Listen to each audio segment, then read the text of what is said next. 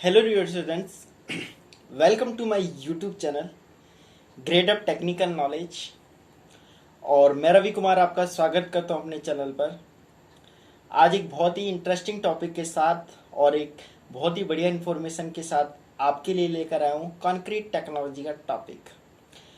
Dear students, concrete technology एक बहुत ही महत्वपूर्ण सब्जेक्ट है आपका और बहुत ही महत्वपूर्ण टॉपिक है आपका आपके एग्जाम के पॉइंट ऑफ व्यू से। फिर चाहे आपका जूनियर इंजीनियर का एग्जाम हो या फिर आपका असिस्टेंट इंजीनियर का एग्जाम हो या फिर आपका आईईएस का इंडियन इंजीनियरिंग सर्विस का एग्जाम हो, कंक्रीट टेक्नोलॉजी से बहुत सारे क्वेश्चंस पूछे जाते हैं। लगभग 25 मार्क्स का एवरेज है आपका इन क्वेश्चंस को पूछने का और बहुत ही महत्वपूर्ण यहाँ से क्वेश्चंस बन करके आते हैं आपके एग्जाम्स में। नॉर्मली आपने देखा होगा कि कंक्रीट बेसिकली होती क्या है। कंक्रीट एक मिक्सचर होता है किसका? सीमेंट का, वाटर का, कोर्स एग्रीगेट का, फाइन एग्रीगेट का एंड एडमिक्सचर और विदाउट एडमिक्सचर्स का। ठीक है। नॉर्मली हम टाउन एरिया में वगैरह में देखते हैं कि नॉर्मली कंक्रीट को प्रिपेयर किया जाता है। ठीक है, अकॉर्डिंग टू पर्पस कंक्रीट को हम प्रिपेयर करते हैं।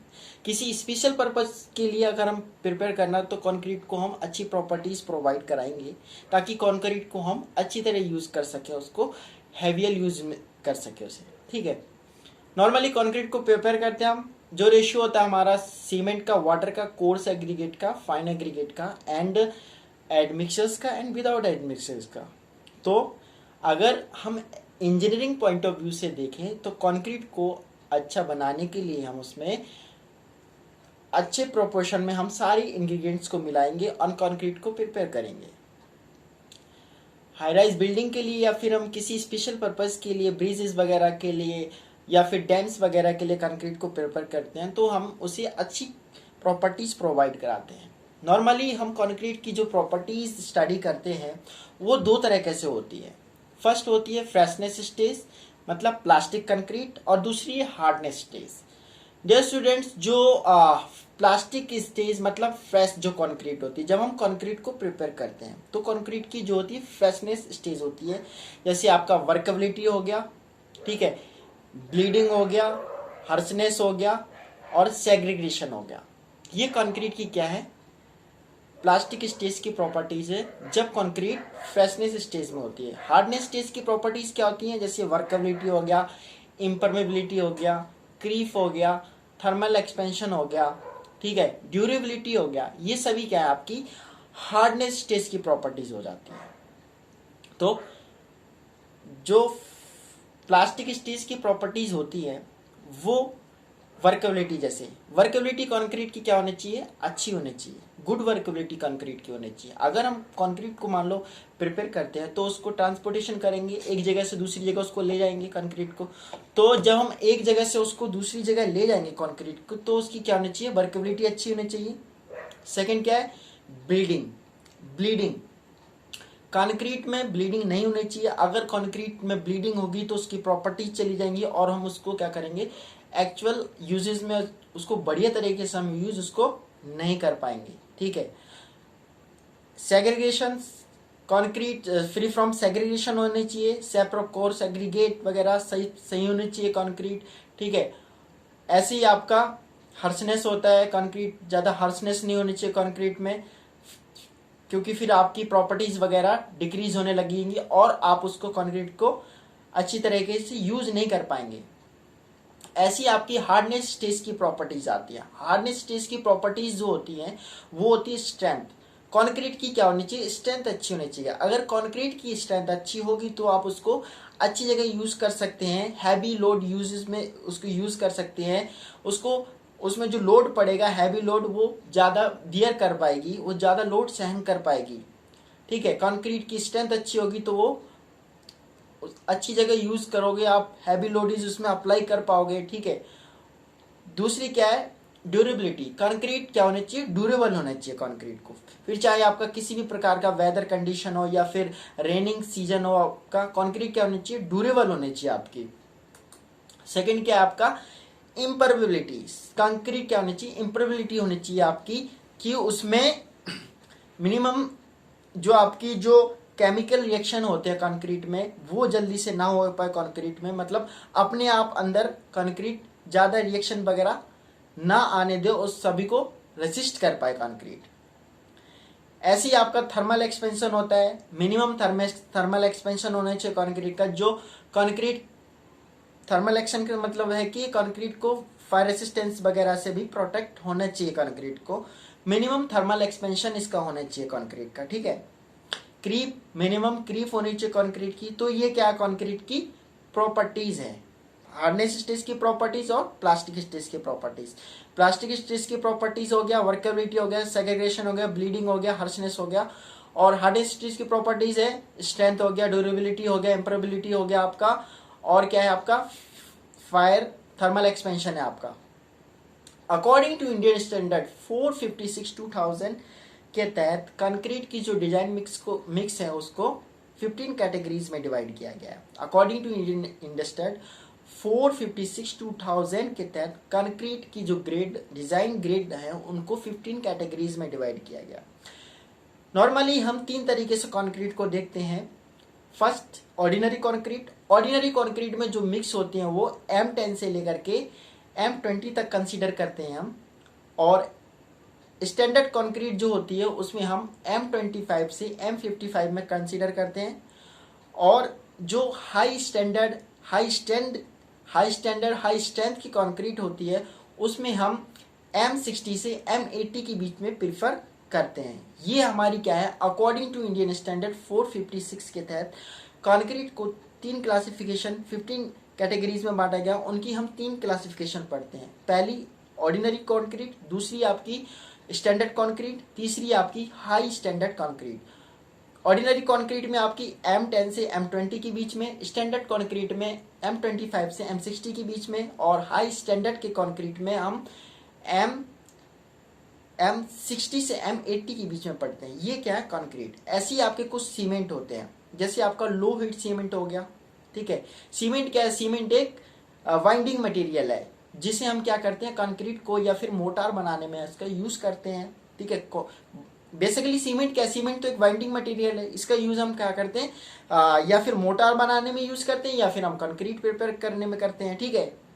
तो कंक्रीट सम डिफरेंट टाइप्स के आपके मोटार होते हैं, जैसे आपका रैपिड हार्डनिंग सीमेंट हो गया, लो हीट सीमेंट हो गया आपका।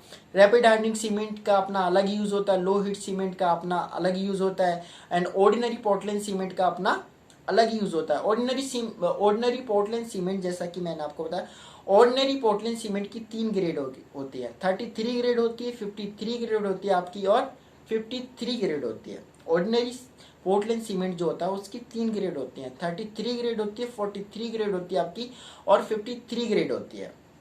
Low heat cement, rapid hardening cement. और रैपिड हार्डनिंग सीमेंट जैसे कि आपने देखा होगा कि कोई स्ट्रक्चर जल्दी से बनाने के लिए हम उसमें यूज करते हैं, ठीक है। पेमेंट वगैरह प्रिपेयर जल्दी से करना हो तो हम रैपिड हार्डनिंग सीमेंट का यूज वहां पर कर लेंगे।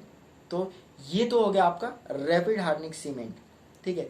तो इस तरह के कुछ सीमेंट होते हैं आपके, व्हाइट एंड कलर सीमेंट हो गया, पॉलीजोनस सीमेंट हो गया, ठीक है, एयर इंटायरिंग सीमेंट हो गया आपका। बहुत टाइप्स के आपके सीमेंट होते हैं। कुछ सीमेंट के अपने अपने टेस्ट होते हैं, साउंडनेस टेस्ट हो गया आपका, ठीक है, फाइनेंस टेस्ट हो गया आपका। सम डिफरेंट टाइप्स के आपके टेस्ट भी होते हैं सीमेंट के, और इसके अपने अपने यूजेस होते हैं। तो ये क्या आपके कुछ एडमिक्सर्स हैं, कुछ आपके सीमेंट की प्रॉपर्टीज एंड कंक्रीट की प्रॉपर्टीज वगैरह है। डियर स्टूडेंट्स, आप जब कंक्रीट को प्रिपेयर करते हैं तो उसमें कुछ एडमिक्सर्स वगैरह मिलाते हैं, ताकि कंक्रीट की जो प्रॉपर्टीज होती है उनको इंक्रीज या डिक्रीज करने के लिए आप एडमिक्सर्स का यूज करके उनकी प्रॉपर्टीज को डिक्रीज या इंक्रीज कर सके। तो कुछ एडमिक्सर्स होते हैं, जैसे आपका प्लास्टिसाइजर्स हो गया। तो बेसिकली जो प्लास्टिसाइजर हो गया, आप इसका यूज बेसिकली करते हैं जो वाटर सीमेंट रेशियो को रिडक्शन करने के लिए हम बेसिकली प्लास्टिसाइजर का यूज करते हैं। वाटर सीमेंट रेशियो को जो रिडक्शन करने के लिए हम बेसिकली क्या करते हैं, हम प्लास्टिसाइजर का यूज करते हैं। और ऐसी आपका रिटार्डर है, जो केमिकल हाइड्रेशन जो होता है हमारा, उसको कम करने के लिए हम बेसिकली उसका यूज करते हैं रिटार्डर का यूज, केमिकल जो हाइड्रेशन होता है उसको स्लो डाउन करने के लिए हम रिटार्डर का यूज करते हैं बेसिकली। तो ये सब डिफरेंट टाइप्स के आपके एडमिक्सचर्स है। ऐसे ही आपका एक्सीलेटर क्या होता है, एक्सीलेटर क्या होता है, कंक्रीट को स्ट्रेंथ प्रोवाइड कराता है। एक्सीलेटर का काम क्या होता है, कंक्रीट को क्या होता है, स्ट्रेंथ प्रोवाइड कराता है। ये ऐसे ही आपका एयर इंटायरिंग एडमिक्सचर है। एयर इंटायरिंग एडमिक्सचर का यूज क्या है, कंक्रीट को प्रॉपर्टीज प्रोवाइड कराना। ठीक है, कंक्रीट को क्या होता है, प्रॉपर्टीज प्रोवाइड कराना। Dear student, SSC JE examination 2021 में यहाँ से क्वेश्चंस पूछा गया है कि रिटार्डर का काम क्या होता है कंक्रीट में, ये इसका वर्क क्या होता है। यहाँ से बहुत ही मोस्ट इंपोर्टेंट टॉपिक है आपका एसएससी जेई एग्जामिनेशंस के लिए और किसी भी एग्जाम्स के लिए, किसी भी डिपार्टमेंट के लिए यहाँ से क्वेश्चन डेफिनेटली बनता है और हर बार क्वेश्चंस यहाँ से पूछे जाते हैं। तो बहुत ही महत्वपूर्ण टॉपिक होता है आपका एडमिक्सचर्स का, और एडमिक्सचर बहुत ही महत्वपूर्ण भूमिका निभाते हैं आपकी कंक्रीट में भी। तो ये सभी क्या है, कंक्रीट की प्रॉपर्टीज है अकॉर्डिंग टू इंडियन स्टैंडर्ड की बता दिया मैंने आपको। ये सभी क्या कंक्रीट की प्रॉपर्टीज है। साथ में ही मैंने आपको बताया था शुरू में कि जो गवर्नमेंट जॉब्स वगैरह निकल रखी है उनके बारे में भी मैं आपसे डिस्कस करूंगा। तो फर्स्ट ऑफ ऑल मैं आपको बताता हूं जो गवर्नमेंट जॉब्स निकल रखी हैं। अगर आप देखेंगे तो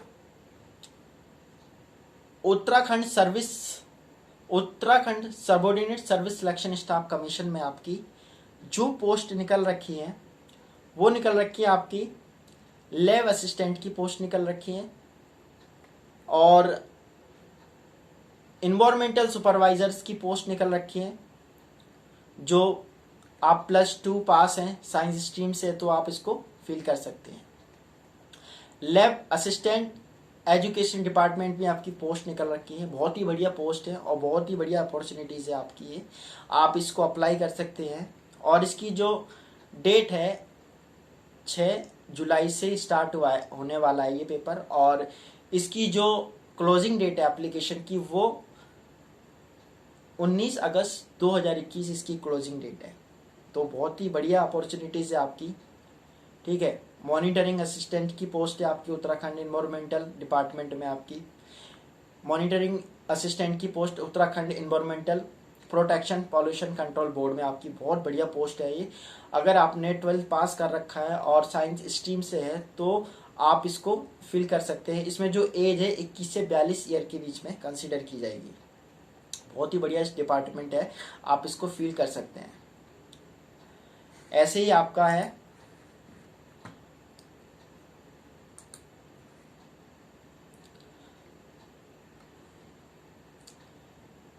इंडियन कोस्ट गार्ड की भी वैकेंसी निकल रखी है इसमें। बहुत ही बढ़िया है ये, इंडियन कोस्ट गार्ड में एप्लीकेशन निकल रखे हैं और बहुत ही बढ़िया मौका होता है यंगस्टर्स को वगैरह इसमें ज्वाइन करने के लिए। नेविक डोमेस्टिक ब्रांच में बहुत बढ़िया 50 पोस्ट निकल रखी हैं। आपकी क्वालिफिकेशन 10th पास है ओनली, रिकॉग्नाइज किसी भी भारत में किसी भी जगह से आपने 10th पास कर रखा है तो आप इस पोस्ट को भर सकते हैं। यांत्रिक की पोस्ट है, आपने अगर 10वीं क्लास पास कर रखी है और डिप्लोमा कर रखा है या फिर इलेक्ट्रिकल या मैकेनिकल में आपने डिप्लोमा कर रखा है तो आप इसको फिल कर सकते हैं और आप इसको भर सकते हैं। बहुत ही बढ़िया अच्छी पोस्ट होती है और बहुत ही बढ़िया सैलरी होती है इन पोस्टों की। साथ में ही थोड़ी सी और इंफॉर्मेशन बताऊंगा मैं आपको।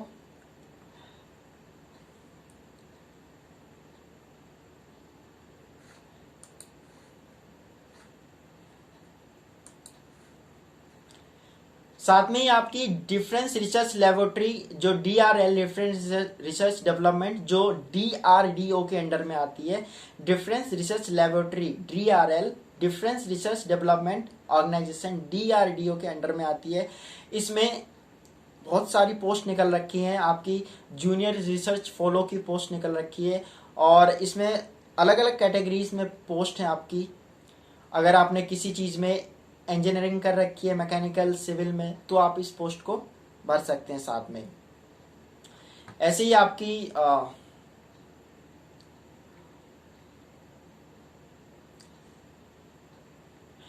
आपकी डायरेक्ट ऑब्जर्नल बॉर्डर एंड सिक्योरिटी फोर्स में, ठीक है, डायरेक्ट ऑब्जर्नल सिक्योरिटी फोर्स में आपकी न्यू दिल्ली में है ये। इसमें बहुत सारी पोस्ट निकल रखी हैं। आप इसको फिल कर सकते हैं। और इसमें मिनिमम क्वालिफिकेशन है, आप अगर आपने डिग्री या डिप्लोमा या नर्सिंग में डिप्लोमा कर रखा है तो आप इस पोस्ट को भर सकते हैं। बहुत ही बढ़िया पोस्ट है ये, और ज़रूरी आपको सफलता प्राप्त होगी यहाँ से। अगर आपने मैकेनिकल में या फिर किसी चीज़ में इंजीनियरिंग में डिप्लोमा कर रखा है तो आप यहाँ भर सकते हैं। ये directorate of general border and security force है आपकी, ठीक है। यहाँ पर वैकेंसी निकल रखी है आपकी।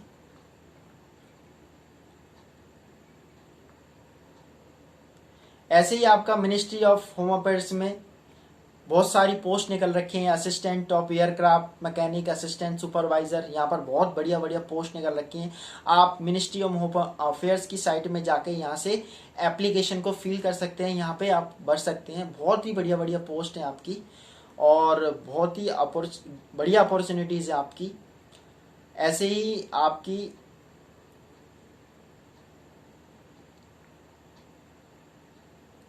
हाँ, central reserve police force CRPF में आपकी वैकेंसी आई है। असिस्टेंट कमांडेंट की वैकेंसी है, बहुत सारी वैकेंसी है, ठीक है। ये सिविल इंजीनियर्स के लिए वैकेंसी है। यहाँ पर आप इसको फिल कर सकते हैं। बहुत ही बढ़िया पोस्ट है, और डिग्री होनी चाहिए आपके पास, ठीक है। बैचलर डिग्री होनी चाहिए सिविल इंजीनियरिंग डिपार्टमेंट में। ये सिविल इंजीनियरिंग डिपार्टमेंट में बैचलर डिग्री होनी चाहिए आपके पास, किसी भी यूनिवर्सिटी से, किसी भी बोर्ड से आपकी।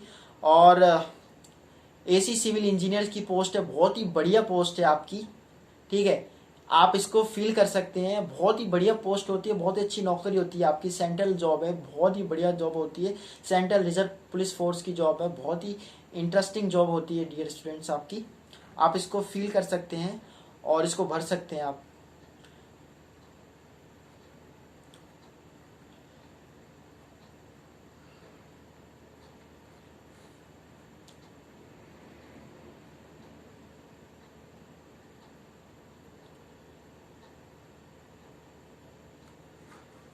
तो ये बहुत ही बढ़िया पोस्ट होती है। आपने अगर डिग्री कर रखी है इंजीनियरिंग में तो आप इसको भर सकते हैं। बहुत ही बढ़िया पोस्ट है, और बहुत ही अच्छा इनका पे स्केल होता है।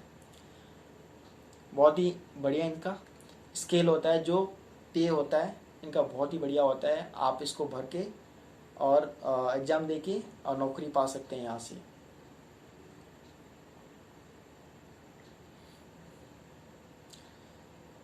तो मेनली आप भर सकते हैं। और खासी एक और बहुत ही बढ़िया पोस्ट आई थी यहाँ पर, एनटीयू में Netaji Subhash Chandra Bose university of technology. यहाँ पर बहुत ही बढ़िया पोस्ट आई हुई है, और बहुत ही अच्छी अपॉर्चुनिटीज़ है आपको भरने की।